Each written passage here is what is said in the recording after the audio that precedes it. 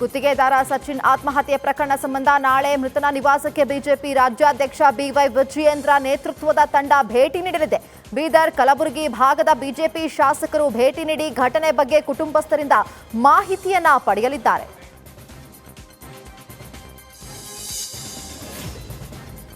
ಉಡುಪಿಯಲ್ಲಿ ಸಂಸದ ಕೋಟಾ ಶ್ರೀನಿವಾಸ ಪೂಜಾರಿ ಗುತ್ತಿಗೆದಾರ ಆತ್ಮಹತ್ಯೆ ಕೇಸ್ ಮೇಲೆ ಒಂದಷ್ಟು ಶಾಸಕರ ಸಭೆಯ ಒಳಗು ಮತ್ತು ಹೊರಗಿನ ಗೂಂಡಾಗಳು ಅಟ್ಟಾಡಿಸಿ ಹೊಡೆಯುತ್ತಾರೆ. ರಾಜ್ಯದ ಜನಸಾಮಾನ್ಯರ ಬದುಕಿನ ಪಾಡೇನು? ಕಾಂಗ್ರೆಸ್ ಆಡಳಿತದಲ್ಲಿ ಭಯಾನಕ ವಾತಾವರಣ ಸೃಷ್ಟಿಯಾಗಿದೆ ಅಂತ ಅಂದ್ರು.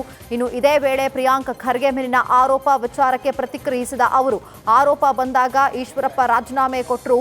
ಪ್ರಿಯಾಂಕ್ ಖರ್ಗೆ ಮೇಲೆ ಆರೋಪ ಬಂದಿದೆ, ಈಗೇನು ಮಾಡ್ತೀರಿ ಅಂತ ಹೇಳಿ ಪ್ರಶ್ನಿಸಿದರು. ಜಮ್ಮು ಮತ್ತು ಕಾಶ್ಮೀರದಲ್ಲಿ ಪ್ರಪಾತಕ್ಕೆ ಬಿದ್ದು ಸಾವನ್ನಪ್ಪಿದ ಹುತಾತ್ಮ ಯೋಧರ ಅನೂಪ್ ಪೂಜಾರಿ ಸಾವು ಕೋಟ್ಯಾಂತರ ಜನರಿಗೆ ನೋವಾಗಿದೆ ಅಂತ ಹೇಳಿ ಕೋಟಾ ಶ್ರೀನಿವಾಸ ಪೂಜಾರಿ ಹೇಳಿದರು. ಮೃತದೇಹಕ್ಕೆ ಸಕಲ ಗೌರವವನ್ನ ನೀಡಿ ಕುಟುಂಬದ ಜೊತೆ ನಿಂತಿದ್ದೇವೆ. ಅನೂಪ್ ಹೆಸರಿನಲ್ಲಿ ಶಾಶ್ವತವಾದ ಸ್ಮಾರಕ ಆಗಬೇಕು, ಪತ್ನಿ ಮಂಜುಶ್ರೀಗೆ ಉದ್ಯೋಗ ಕೊಡಬೇಕು ಎಂಬ ಅಭಿಪ್ರಾಯ ಇದೆ. ರಾಜ್ಯ, ಕೇಂದ್ರ ಎಲ್ಲರೂ ಒಟ್ಟಾಗಿ ಕುಟುಂಬಕ್ಕೆ ನೆರವು ನೀಡಲು ಪ್ರಯತ್ನ ಮಾಡುತ್ತೇವೆ. ಈ ವಿಚಾರದಲ್ಲಿ ರಾಜ್ಯ, ಕೇಂದ್ರ, ಕಾಂಗ್ರೆಸ್, ಬಿಜೆಪಿ ಎಂಬ ರಾಜಕಾರಣ ಮಾಡಲ್ಲ. ಪುಟ್ಟ ಮಗುವಿಗೆ, ಪತ್ನಿಗೆ, ಕುಟುಂಬಕ್ಕೆ ಸಹಕಾರ ಕೊಡಬೇಕಾದದ್ದು ಸರ್ಕಾರ ಮತ್ತು ಸಮಾಜದ ಜವಾಬ್ದಾರಿ ಎಂದರು. ಠಾಣೆಯಲ್ಲಿಯೇ ಪೊಲೀಸ್ ಸಿಬ್ಬಂದಿ ಮೇಲೆ ವಿಚಾರಣೆಗೆಂದು ಬಂದಿದ್ದ ವ್ಯಕ್ತಿ ಹಲ್ಲೆ ನಡೆಸಿರುವ ಘಟನೆ ಮಂಡ್ಯ ಜಿಲ್ಲೆಯ ಪಾಂಡವಪುರ ಟೌನ್ ಠಾಣೆಯಲ್ಲಿ ನಡೆದಿದೆ. ಜಮೀನು ವಿವಾದದ ಸಂಬಂಧ ಸಾಗರ್ ಎಂಬಾತ ವಿರುದ್ಧ ದೂರು ದಾಖಲಾಗಿತ್ತು. ಈ ವೇಳೆ ಪೊಲೀಸರು ವಿಚಾರಣೆಗೆ ಕರೆತಂದಾಗ ಆತ ಪೊಲೀಸ್ ಸಿಬ್ಬಂದಿಗಳ ಮೇಲೆ ಆವಾಜ್ ಹಾಕಿ ಹಲ್ಲೆ ನಡೆಸಿದ್ದಾನೆ. ಬಳಿಕ ಸಾಗರ್ನನ್ನ ವಶಕ್ಕೆ ಪಡೆದು ಪ್ರಕರಣವನ್ನ ದಾಖಲಿಸಲಾಗಿದೆ.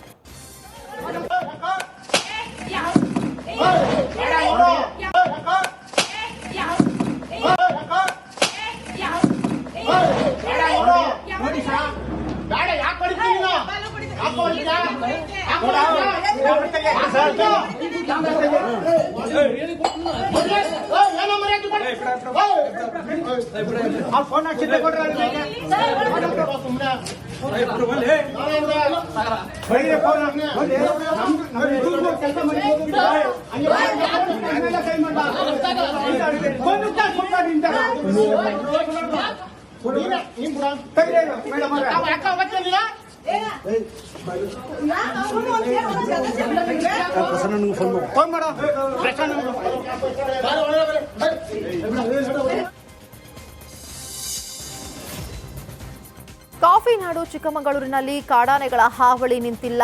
ಎನ್ಆರ್ಪುರ ತಾಲೂಕಿನ ಚೆನ್ನಿಮಣಿ ಗ್ರಾಮದಲ್ಲಿ ಜೀವಿ ಎಂಬುವವರ ಬಾಳೆ ತೋಟವನ್ನ ಕಾಡಾನೆಗಳ ಹಿಂಡು ಸಂಪೂರ್ಣ ಧ್ವಂಸ ಮಾಡಿದೆ. ಬಾಳೆಯ ಜೊತೆ ತೆಂಗು, ಅಡಿಕೆ ಮರಗಳಿಗೂ ಕೂಡ ಹಾನಿಯಾಗಿದೆ. 1 ತಿಂಗಳಲ್ಲಿ ಕಾಡಾನೆ ದಾಳಿಯಿಂದ 2 ಬಲಿಯಾಗಿದ್ದು, ಕಾಡಾನೆ ಉಪಟಳಕ್ಕೆ ಕೃಷಿಕರು ಹೈರಾಣಾಗಿದ್ದಾರೆ.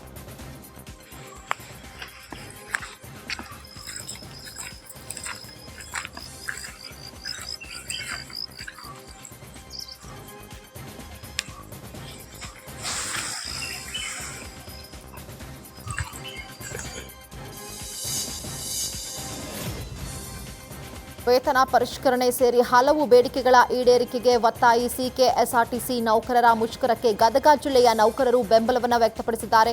ಗದಗದಲ್ಲಿ ಸುದ್ದಿಗೋಷ್ಠಿ ನಡೆಸಿ ಮಾತನಾಡಿದ ಮುಖಂಡ ಶಾಂತಣ್ಣ ಮುಳವಾಡ, ಪರಿಷ್ಕರಣೆ ಸೇರಿ ಹಲವು ಬೇಡಿಕೆಗಳನ್ನು ಈಡೇರಿಕೆಗೆ ಒತ್ತಾಯಿಸಿ ಮುಷ್ಕರ ಮಾಡ್ತೀವಿ. ಡಿಸೆಂಬರ್ 31ರವರೆಗೆ ಸರ್ಕಾರಕ್ಕೆ ಗಡುವು ನೀಡಲಾಗಿದೆ. ಬೇಡಿಕೆ ಈಡೇರಿಸದಿದ್ದರೆ 31 ಸೇವೆ ಹಾಜರಾಗದೆ ಮುಷ್ಕರವನ್ನ ಮಾಡ್ತೀವಿ.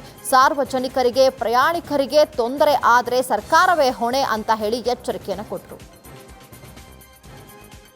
ಮನವಿ ಮಾಡಿದ್ರು ಸರ್ಕಾರ ಇನ್ನೂ ನಮಗೆ ಸ್ಪಂದನೆ ಮಾಡದ ಇರುವ ಕುರಿತು ನಾವು ದಿನಾಂಕ 31/12/2020 ರಾಜ್ಯಾದ್ಯಂತ ಎಲ್ಲ ಘಟಕಗಳಲ್ಲಿ, ಎಲ್ಲ ವಿಭಾಗಗಳಲ್ಲಿ ಬಂದ್ ಮಾಡಿ ನಾವು ಮುಷ್ಕರವನ್ನು ಮಾಡ್ತಾ ಇದ್ದೇವೆ. ಯಾಕಂದರೆ ಸಾಕಷ್ಟು ಸರ್ಕಾರ ನೋಡ್ರಿ 1750 ಕೋಟಿ ನಮಗೆ ಹಿಂದಿಲ್ ಬಾಕಿ ಕೊಡಬೇಕು, 38 ತಿಂಗಳ ಅರಿಯರ್ಸ್. ಅದ್ರ ಜೊತೆಗೆ ನಮಗೆ ಗ್ರ್ಯಾಜುಯಿಟಿ ಹಣನೂ ಸುಮಾರು 3,500 ಕೋಟಿ ಕೊಡಬೇಕು. ಅದ್ರ ಜೊತೆಗೆ ನಮ್ಮ ನಿವೃತ್ತ ನೌಕರಿಗೆ ಉಪದಾನಗಳಿಗೆ 400 ಕೋಟಿ ಇನ್ನೂ ಸಾಕಷ್ಟು ಕೊಡಬೇಕು ಅವರು. ಈ ನಮ್ಮ ಬೇಡಿಕೆ, ನ್ಯಾಯಯುತ ಬೇಡಿಕೆಗಳನ್ನು 31ರೊಳಗೆ ಕರೆದು ನಮ್ಮ ಬೇಡಿಕೆ ಈಡೇರಿಸಿದರೆ ನಾವು ಅದನ್ನು ಒಪ್ಕೊತೀವಿ. ಇಲ್ಲ ಅಂದರೆ ನಾವು ರಾಜ್ಯಾದ್ಯಂತ ನಾವು ಮುಷ್ಕರ ಮಾಡ್ತೀವಿ ಅಂತೇಳಿ ಈ ಸಂದರ್ಭದಲ್ಲಿ ಹೇಳ್ತೀವಿ. ನಾವು ಸಾಕಷ್ಟು ಸಲ ಮನವಿ ಮಾಡಿದ್ರು ಸರ್ಕಾರ ಇನ್ನೂ ಒಂದು ನಮಗೆ. ನಟ ಶಿವರಾಜ್ ಕುಮಾರ್ ಕ್ಯಾನ್ಸರ್ ಹಿನ್ನೆಲೆಯಲ್ಲಿ ಅಮೆರಿಕದಲ್ಲಿ ನಡೆದ ಆಪರೇಷನ್ ಸಕ್ಸಸ್ ಆಗಿದೆ. ಶಿವಣ್ಣನ ಆರೋಗ್ಯದ ಬಗ್ಗೆ ಮೈಸೂರಿನಲ್ಲಿ ಬಾಮೈದ ಗೋವಿಂದರಾಜ್ ಪ್ರತಿಕ್ರಿಯೆಯನ್ನು ನೀಡಿದ್ದಾರೆ. ಸದ್ಯ ಶಿವಣ್ಣನ ಆರೋಗ್ಯ ಚೆನ್ನಾಗಿದೆ, ನಾವೇ ಕರೆ ಮಾಡಿ ಮಾತನಾಡಿದ್ದೇವೆ, ಆಪರೇಷನ್ ಯಶಸ್ವಿಯಾಗಿದೆ, 1 ತಿಂಗಳ ವಿಶ್ರಾಂತಿಯ ಬಳಿಕ ಭಾರತಕ್ಕೆ ಬರ್ತಾರೆ ಎಂದು. ತುಂಬ ಶಿವಣ್ಣ ಆರೋಗ್ಯವಾಗಿದ್ದಾನೆ. ಅವನ ಸರ್ಜರಿ ಆಗಲಿ 4 ದಿವಸ ಆಯಿತು. ಸರ್ಜರಿ ಆದಮೇಲೆ ನಾವೆಲ್ಲ ಮಾತಾಡಿದ್ವಿ, ಅವನೊಟ್ಟಿಗೆ ಮಾತಾಡಿದ್ವಿ. ತುಂಬ ಚೆನ್ನಾಗಿದ್ದಾನೆ, ತುಂಬ ಚೆನ್ನಾಗಿ ಕೆಲಸ ಆಗಿದೆ. ಈ ಮತ್ತು ಭಗವಂತನ ಸನ್ನಿಧಿಯಲ್ಲಿ ನಮ್ಮ ಗುರುಗಳಾದ ಬಾಸಂ ಸ್ವಾಮೀಜಿಯವರು ಕೂಡ ಅವನ ಹೆಸರಲ್ಲಿ ಒಂದು ವಿಶೇಷವಾದ ಒಂದು ಪ್ರಾರ್ಥನೆ ಸಲ್ಲಿಸಿದ್ದಾರೆ. ಗುಣಮುಖನಾಗಿದ್ದಾನೆ. ಇನ್ನೊಂದು ತಿಂಗಳಲ್ಲಿ ಅವನು ಬೆಂಗಳೂರಿಗೆ ವಾಪಸ್ ಬಂದುಬಿಡ್ತಾನೆ. ಬಂದ ಮೇಲೆ ನಾವು ಈ ಒಂದು ಸನ್ನಿಧಿಗೆ ಆತನ ಕರ್ಕೊಂಬಂದು ಸ್ವಾಮಿಗಳ ಸಮ್ಮುಖದಲ್ಲಿ ಭಗವಂತನ ಯೋಗ ನರಸಿಂಹಸ್ವಾಮಿಯ ಆಶೀರ್ವಾದನ ಮತ್ತು ಸ್ವಾಮಿಗಳ ಆಶೀರ್ವಾದನ ಅವನಿಗೆ ಮಾಡಿಸ್ತೀವಿ. ಖಂಡಿತ ಮಾಡಿ ಹೋಗ್ತೀವಿ ಅನ್ನೋ ಗ್ಯಾರಂಟಿ ನಾನು ಕೊಡ್ತೀನಿ. ಅವನು ಆರೋಗ್ಯವಾಗಿದ್ದಾನೆ, ಚೆನ್ನಾಗಿದ್ದಾನೆ. ಇನ್ನೊಂದು ತಿಂಗಳಾಗುತ್ತೆ ಬಂದೆ ತುಂಬ. ಇನ್ನು ಇದೇ ವೇಳೆ ಶಿವಣ್ಣ ತಂಗಿ ಲಕ್ಷ್ಮಿ ಕೂಡ ಅಣ್ಣನ ಆರೋಗ್ಯದ ಬಗ್ಗೆ ಪ್ರತಿಕ್ರಿಯೆಯನ್ನು ನೀಡಿದ್ರು. ಮೊದಲು ಶಿವಣ್ಣ ಆರೋಗ್ಯ ಚೆನ್ನಾಗಿತ್ತು, ಇದ್ದಕ್ಕಿದ್ದಂತೆ ಅನಾರೋಗ್ಯ ವಿಚಾರ ತಿಳಿದಾಗ ಬೇಸರವಾಯಿತು. ಎಲ್ಲರಿಗಿಂತ ಲವಲವಿಕೆಯಿಂದ ಇದ್ದಿದ್ದು ಶಿವಣ್ಣ. ಎಲ್ಲರೂ ನನ್ನ ಶಿವಣ್ಣ ಅಕ್ಕ ಅಂತಾರೆ, ಆದರೆ ನಾನು ಶಿವಣ್ಣನ ತಂಗಿ. ದೇವರ ದಯೆ, ಎಲ್ಲರ ಆಶೀರ್ವಾದ, ಶಿವಣ್ಣ ಆರೋಗ್ಯ ಸುಧಾರಣೆ ಆಗಿದೆ. ಭಾರತಕ್ಕೆ ಬಂದ ಬಳಿಕ ಮೈಸೂರಿಗೆ ಬಂದು ಯೋಗ ನರಸಿಂಹಸ್ವಾಮಿ ದರ್ಶನ ಪಡೆಯುತ್ತಾರೆ ಅಂತ ತಿಳಿಸಿದರು. ಮಾತಾಡಿದ್ದ, ಇವಾಗ ನೆಮ್ಮದಿ ಆಯಿತು. ಅವನ ಹತ್ರ ನಾವು ಮಾತಾಡಿದ್ದ. ತುಂಬ ಖುಷಿಯಾಗಿದೆ. ನನಗೆ ಯಾವ ಥರ ತೊಂದರೆ ಇಲ್ಲ, ನಾನು ಚೆನ್ನಾಗಿದ್ದೀನಿ. 1 ತಿಂಗಳು ಸ್ವಲ್ಪ ರೆಸ್ಟ್ ಬೇಕಾಗುತ್ತೆ. ಎಲ್ಲ ಮುಗಿಸ್ಕೊಂಡು ಆರಾಮಾಗಿ ಬರ್ತೀನಿ. ನನಗೇನು ತೊಂದರೆ ಇಲ್ಲ, ಚೆನ್ನಾಗಿದ್ದೀವಿ. ಯಾರು ಯೋಚನೆ ಮಾಡಬೇಡಿ, ಜನಗಳಿಗೆಲ್ಲ ತಿಳಿಸಿ ಅಂತ ಹೇಳಿದ್ದಾರೆ. ಅವರು ಆರೋಗ್ಯವಾಗಿದ್ದಾರೆ. ಎಲ್ಲ ನಿಮ್ಮ ಆಶೀರ್ವಾದ, ನಿಮ್ಮ ಕೃಪೆಯಿಂದ, ಸ್ವಾಮಿಗಳ ಆಶೀರ್ವಾದದಿಂದ. ಅವರು ನಮ್ಮ ಮನೇಲಿ ಯಾರಿಗೇ ತೊಂದರೆ ಅದು ಸ್ವಾಮಿಗಳಿಗೆ ಫೋನ್ ಮಾಡಿ ಹೇಳಿದ್ರೆ ಅವರೇ ಯಾವಾಗಲೂ ಪೂಜೆ ಮಾಡಿ ನಮಗೆ ಪ್ರಸಾದ ಕಳಿಸ್ಕೊಡ್ತಾರೆ. ವರ್ಷ ನಮಗೆ ಲಾಡು, ನಾವು ಬರದೇ ಇರಲಿ, ನಮ್ಮ ಫ್ಯಾಮಿಲಿ ಎಲ್ಲರ ಮನೆಗೂ ಅವರು ಕಳಿಸ್ಕೊಡ್ತಾರೆ ಲಾಡು. ನಾವು ತೃಪ್ತಿಯಿಂದ ತಿಂದಿದ್ದೀವಿ. ತುಂಬ ಖುಷಿಯಾಗಿದೆ. ಒಳ್ಳೆಯದಾಗಲಿ, ಸ್ವಾಮಿಗಳಿಗೆ ಇನ್ನೂ ಹೆಚ್ಚಿನ ಈಗ ಮಾಡೋದಷ್ಟು ಶಕ್ತಿ ಅವ್ರಿಗೆ ಕೊಡಿ.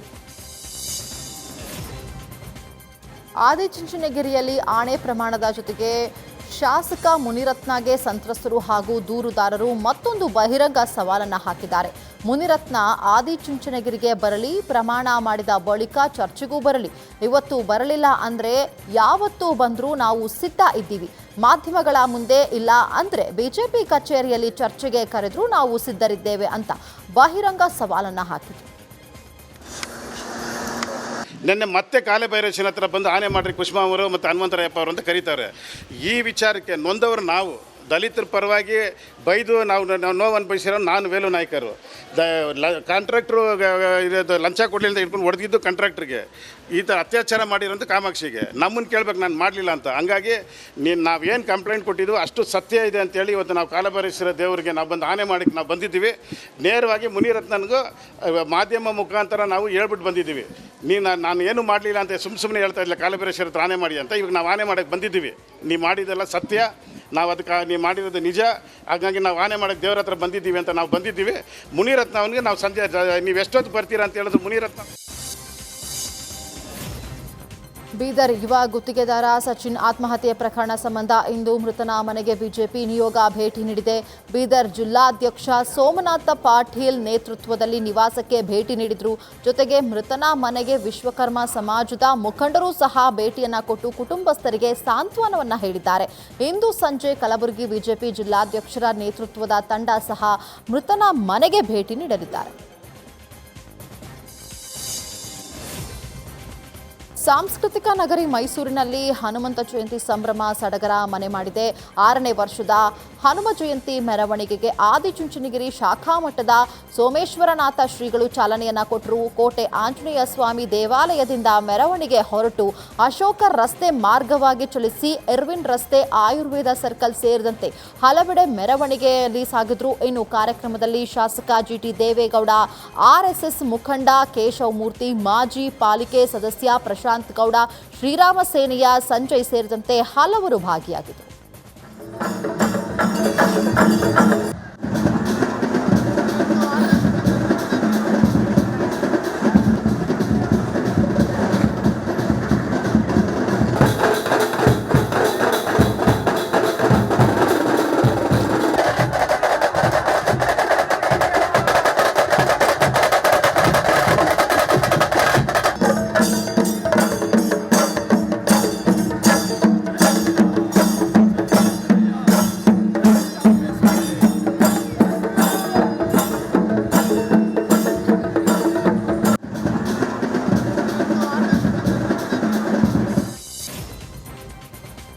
ಉತ್ತರ ಕನ್ನಡ ಜಿಲ್ಲೆಯ ಕಾರವಾರದಲ್ಲಿ ಇಂದು ಮಾರುತಿ ದೇವರ ಜಾತ್ರೋತ್ಸವ ಅದ್ದೂರಿಯಾಗಿ ನಡೆಯಿತು. ನಗರದ ಬೀದಿ ಬೀದಿಗಳಲ್ಲಿ ದೇವರ ಪಲ್ಲಕ್ಕಿ ಸಾಗಿದೆ. ಇನ್ನು ಭಕ್ತರು ದೇವರಿಗೆ ಹಣ್ಣು ಕಾಯಿ ಆರತಿ ನೀಡಿ ದೇವರಿಗೆ ನಮಸ್ಕರಿಸಿದರು.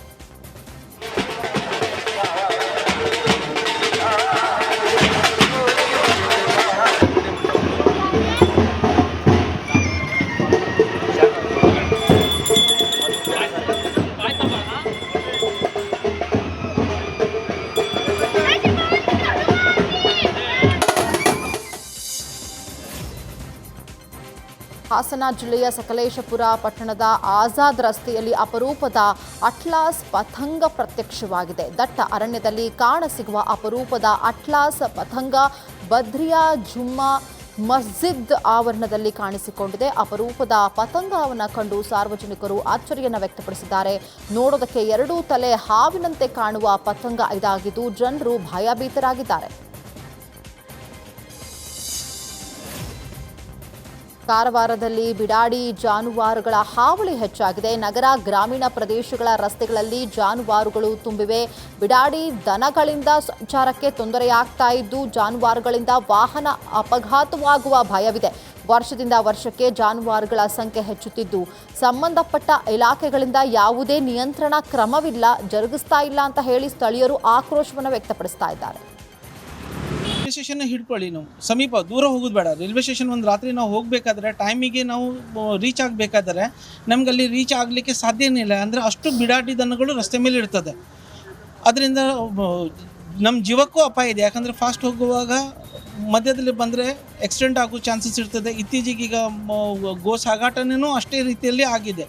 ಈಗ ಯಾವಾಗವರೆಗೂ ನಮ್ಮ ಸರ್ಕಾರ ಅದಕ್ಕೆ ಕಠಿಣ ಕ್ರಮಗಳು ತಗೊಳ್ಳೋದಿಲ್ಲ, ಅಂದರೆ ಯಾವುದು ಒಂದು ಒಳ್ಳೆ ಥರದ ಒಂದು ಗೋಶಾಲೆ ಮಾಡಲಿಕ್ಕೆ ಏನಾದರೂ ವಿಚಾರ ಮಾಡೋದಿಲ್ಲ, ಆವಾಗವರೆಗೆ ಈ ಗೋವನ್ನು ಅಲ್ಲಿವರೆಗೆ ಶಿಫ್ಟ್ ಆಗುವುದಿಲ್ಲ ಮತ್ತು ಆ ಕೆಲಸ ಆಗ್ಲಿಕ್ಕೆ ಚಾನ್ಸೇ ಇಲ್ಲ. ರೈಲ್ವೆ ಸ್ಟೇಷನ್ ಹಿಡ್ಕೊಳ್ಳಿ, ನಾವು ಸಮೀಪ ದೂರ ಹೋಗೋದು.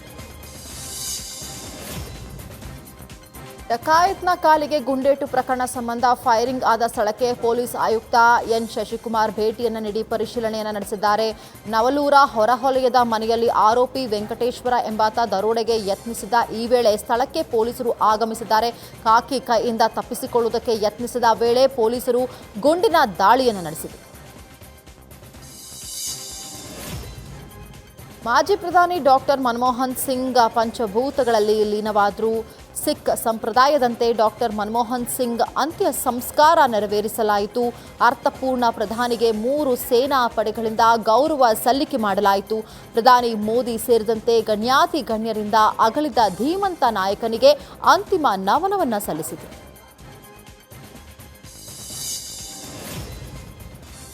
ಮಾಜಿ ಪ್ರಧಾನಿ ಮನಮೋಹನ್ ಸಿಂಗ್ ಅವರು ಇನ್ನೂ ಜೀವಂತವಾಗಿದ್ದಾರೆ ಅಂತ ಹೇಳಿ ನಾವು ಭಾವಿಸುತ್ತೇವೆ ಅಂತ ಡಿಸಿಎಂ ಡಿಕೆ ಶಿವಕುಮಾರ್ ಹೇಳಿದರು.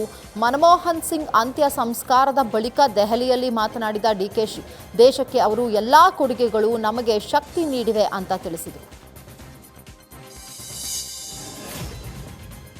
ಅಣ್ಣಾ ವಿಶ್ವವಿದ್ಯಾನಿಲಯಕ್ಕೆ ತಮಿಳುನಾಡು ರಾಜ್ಯಪಾಲ ಆರ್.ಎನ್. ರವಿ ಭೇಟಿ ಕೊಟ್ಟು ಪರಿಶೀಲನೆಯನ್ನು ನಡೆಸಿದರು. ಅಣ್ಣಾ ವಿಶ್ವವಿದ್ಯಾನಿಲಯದಲ್ಲಿ ಲೈಂಗಿಕ ದೌರ್ಜನ್ಯ ಘಟನೆ ನಡೆದಿದೆ ಎನ್ನಲಾಗಿತ್ತು. ಹೀಗಾಗಿ ಲೈಂಗಿಕ ದೌರ್ಜನ್ಯ ಘಟನೆಯ ಬಗ್ಗೆ ಪರಿಶೀಲನೆ ಹಾಗೆ ವಿಚಾರಣೆಗಾಗಿ ತಮಿಳುನಾಡು ರಾಜ್ಯಪಾಲ ಆರ್.ಎನ್. ರವಿ ಅಣ್ಣಾ ವಿಶ್ವವಿದ್ಯಾನಿಲಯಕ್ಕೆ ಭೇಟಿ ಕೊಟ್ಟರು.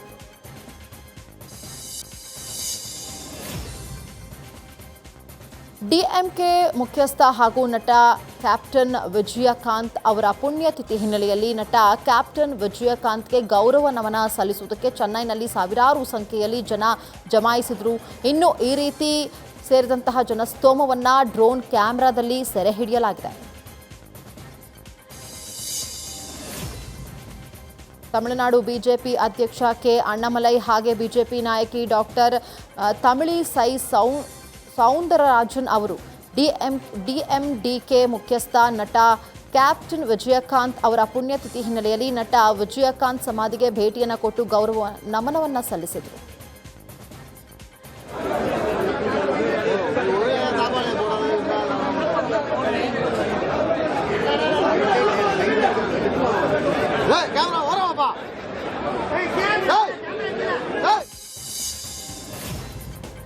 ತಮಿಳುನಾಡು ಮಾಜಿ ಸಿಎಂ ಪನ್ನೀರ್ ಸೆಲ್ವಂ ಕೂಡ ಡಿಎಂಡಿಕೆ ಮುಖ್ಯಸ್ಥ ನಟ ಕ್ಯಾಪ್ಟನ್ ವಿಜಯಕಾಂತ್ಗೆ ಗೌರವ ನಮನ ಸಲ್ಲಿಸಿದರು. ಪುಣ್ಯತಿಥಿ ಹಿನ್ನೆಲೆಯಲ್ಲಿ ಚೆನ್ನೈನಲ್ಲಿ ಕ್ಯಾಪ್ಟನ್ ವಿಜಯಕಾಂತ್ ಸಮಾಧಿಗೆ ತೆರಳಿ ಗೌರವ ನಮನವನ್ನು ಸಲ್ಲಿಸಿದರು.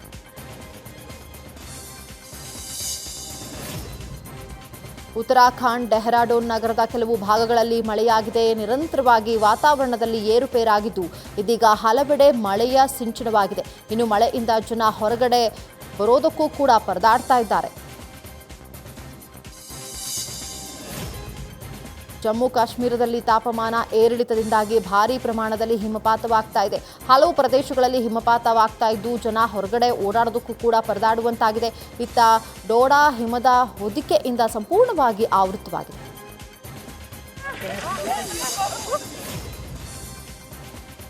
ಜಮ್ಮು ಕಾಶ್ಮೀರದ ಸೋನಾರ್ ಮಾರ್ಗ್ನ ಪ್ರದೇಶದಲ್ಲಿ ಭಾರೀ ಹಿಮಪಾತವಾಗ್ತಾ ಇದೆ. ಹಿಮಪಾತದಿಂದಾಗಿ ರಸ್ತೆಗಳೆಲ್ಲ ಸಂಪೂರ್ಣವಾಗಿ ಮುಚ್ಚಿ ಹೋಗಿವೆ. ಹೀಗಾಗಿ ರಸ್ತೆಯಲ್ಲಿನ ಹಿಮದ ತೆರವು ಕಾರ್ಯವನ್ನ ನಡೆಸಲಾಗ್ತಾ ಇದೆ.